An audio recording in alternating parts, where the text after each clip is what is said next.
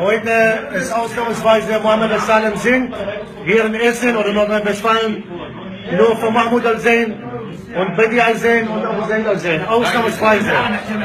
اليوم يعني خاطر محمود الزين وبديع الزين وابو زيد الزين على مود ما منعذوا بينا وهنا راح تعدي على خير محمد السالم.